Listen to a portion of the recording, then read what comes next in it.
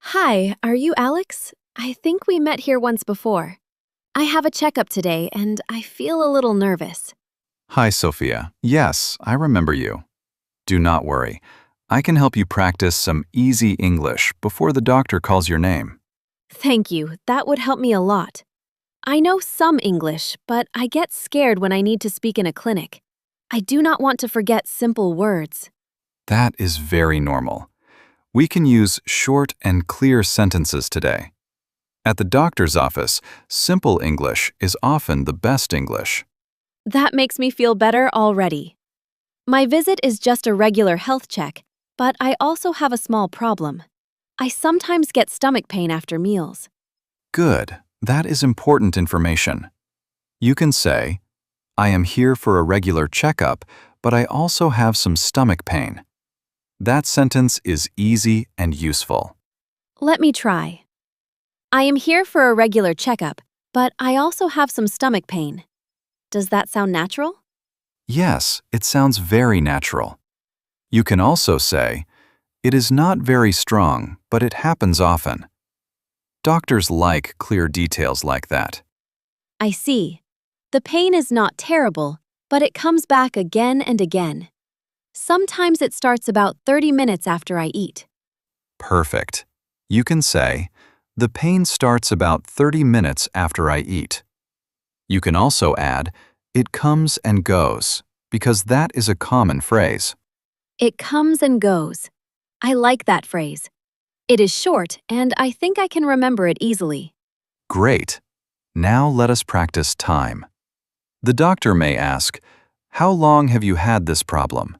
And you can answer, I have had it for about 2 weeks. Okay. I have had it for about 2 weeks. That is true for me.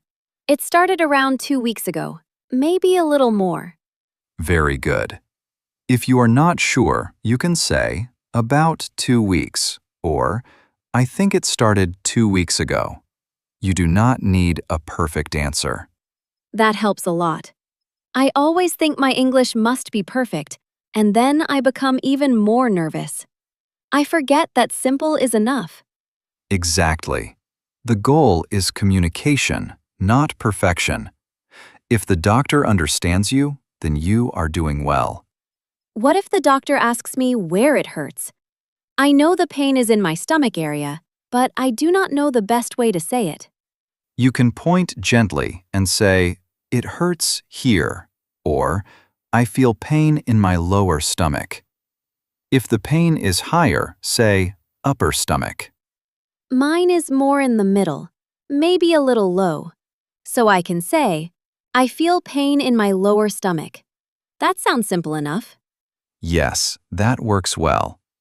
The doctor may also ask, what does the pain feel like?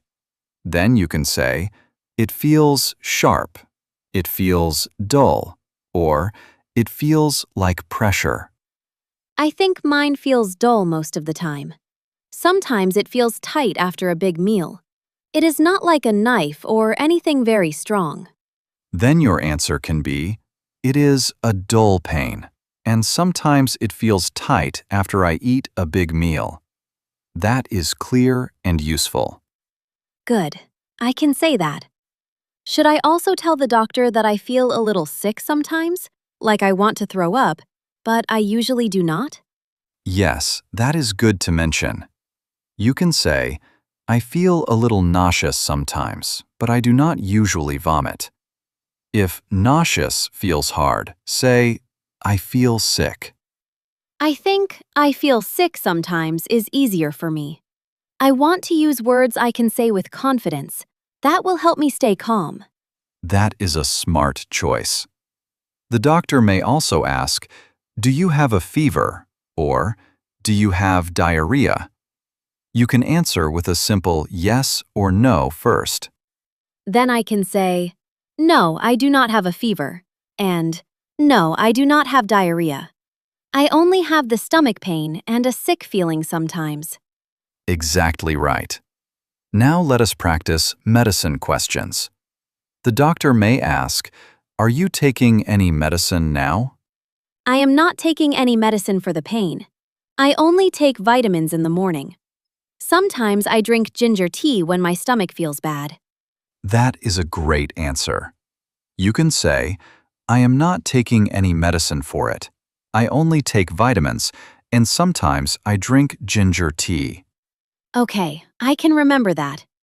What about allergies? They always ask that, and I want to answer quickly. Very common question. The doctor may ask, do you have any allergies? If you do not, say, no, I do not have any known allergies. No, I do not have any known allergies. That sentence sounds very useful. I should probably learn it for every doctor visit. Yes, definitely. Another common question is, have you eaten anything unusual? Then you can say, no, I have eaten my usual food, or explain what changed. I think my food has been normal, but I did eat a lot of spicy food last week with my friends. Maybe I should mention that too. Yes, that could be helpful. You can say, I ate a lot of spicy food last week, and I am not sure if that made it worse. That sounds honest. I like that sentence because it does not sound too strong. I am giving information, but I am not acting like I know the answer already. That feels respectful. Exactly. Doctors usually ask questions to understand the full picture. You can just share what you notice and let the doctor decide what is important. Can we practice the start of the visit from the beginning? I want to imagine the doctor walks in and says hello. I want to answer in a calm way. Of course. The doctor says, hello, Sophia. What brings you in today? Then you say, I am here for a regular checkup, but I also have some stomach pain.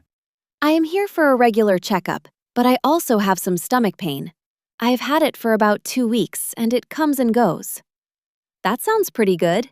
That sounds excellent. Then the doctor may ask, can you show me where it hurts? And you answer, yes, it hurts here, in my lower stomach. Yes, it hurts here, in my lower stomach. It is a dull pain, and sometimes it feels tight after I eat. I think I can really use that. Yes, you can. Then the doctor might ask, do you have any other symptoms? And you can say, sometimes I feel sick, but I do not have a fever. Sometimes I feel sick, but I do not have a fever. That is simple and clear. I feel more confident now than I did 10 minutes ago. I can hear that in your voice. You sound calmer now, and your sentences are strong. You do not need long grammar or difficult words. What if the doctor asks me to rate the pain from 1 to 10? I always hear that question in movies, but I freeze when I need to answer. That is easy to practice. If your pain is not too bad, you can say, it is about a 4 out of 10, or maybe a 3 when it is mild. Mine is usually around a 3 or 4. It gets worse after a heavy meal, but it is still not terrible. So I can say, it is about a 4 out of 10. Yes, that is a very good answer. If it changes, you can add, sometimes it is lower, and sometimes it is higher. Doctors like that detail too. I understand. I think I can answer the basic questions now. I am still a little nervous, but now it feels like normal nervous, not panic. That is a big improvement. Before you go in, remember to speak slowly, breathe, and ask the doctor to repeat something if you do not understand. Right. I can say, could you say that again, please? Or, could you speak a little more slowly? Those are useful too. Exactly. Those sentences are very important because they help you control the conversation.